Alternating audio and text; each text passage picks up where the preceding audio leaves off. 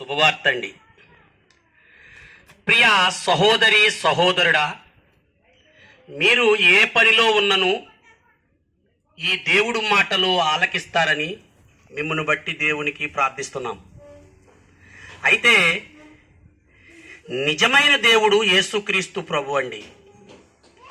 ఈ లోకానికి 2023 సంవత్సరముల క్రితం అండి ఈ లోకానికి కన్యకైన మరియమ్మకు భూమి నరిమధ్యలో ఇజ్రాయేలు దేశంలో ఆయన జన్మించాడండి.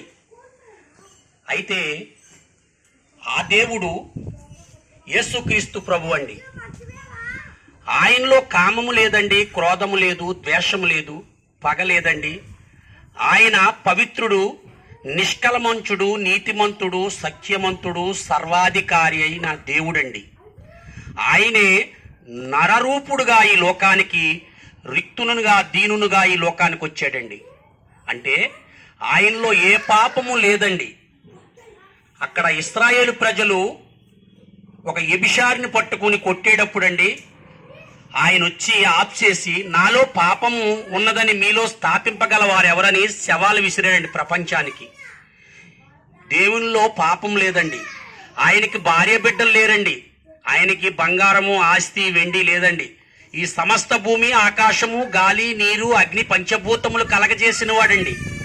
ఈ భూమి మీద బతుకుతున్న బిడ్డలందరూ ఆయన బిడ్డలమేనండి. ఆయనకి భార్య బిడ్డలు లేరండి. ఆయనే నిజమైన దేవుడు యేసుక్రీస్తు ప్రభు అండి.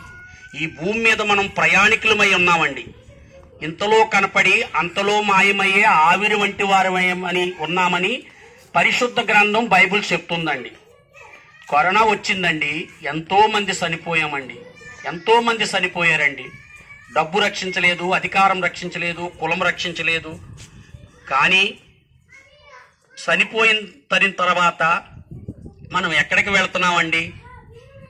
ఇక్కడ తిని తాగి మనం ఇక్కడ జీవించేసి, ఎలా పడితే అలా జీవించేసి మరి చనిపోయిన తర్వాత ఎక్కడికి వెళ్తున్నామన్నది ఆలోచన లేదండి మనకి. అయితే పరిశుద్ధ గ్రంథం చెప్తుందండి, నేనే సత్యమును జీవమును మార్గమునై ఉన్నాను, నాతో తప్ప తండ్రి యొద్దకు రారని యేసుక్రీస్తు ప్రభు వారు చెప్తున్నారండి. అంటే ఈ ఆత్మకు సావు లేదండి. శరీరం నిష్ప్రయోజనం అండి. ఈ శరీరం మట్టి అండి. ఇప్పుడు మనిషి చచ్చిపోయాడండి, కొంతసేపు ఉండిస్తారండి, ఒక 24 గంటల వరకు శాంతిస్తారు. ఈదులో వాళ్ళు తీసుకెళ్ళిపోండి, మేము వంటలు చేసుకోవాలంటారండి. అంటే ఆ బాడీని తీసుకెళ్ళిపోమంటారండి. కానీ ఆత్మ వెళ్ళిపోద్దండి. మనిషి ఏమంటారండి? మనుషులు ఆ సుబ్బారావు అయితే సుబ్బారావు, పట్టా పోతే పట్టాభి, పేరు వెళ్ళిపోయాడు అంటారండి. అంటే బాడీ అక్కడే ఉంటుందండి, వెళ్ళిపోయారంటారు. మరి అది ఎక్కడికి వెళ్తుందండి? ఆత్మ ఉండబట్టే కదండి అది తండ్రి యొద్దకు వెళుతుందండి. మనం ఇక్కడ కావాలని ఈ తణుకు మండలం మండపాక ఈ యొక్క తాటిపొరు కావాలని వచ్చామా? అది దేవుడి దగ్గరికి వెళ్ళిపోతుందండి ఆత్మ. ఆ ఆత్మ జీవింపజేస్తున్నది అంటున్నాడు. ఈ లోకం ఎలా ఉందోనండి, మానవ లోకం, అలాగే పరలోకం ఉందండి. ఆ పరలోకం మీరు చూసొచ్చారని మీరు అనొచ్చు. అది సత్యం అండి. హిస్టారికల్ ఎవిడెన్స్ అండి బైబిల్ అంటే. అయ్యా ఇది సత్యం అండి.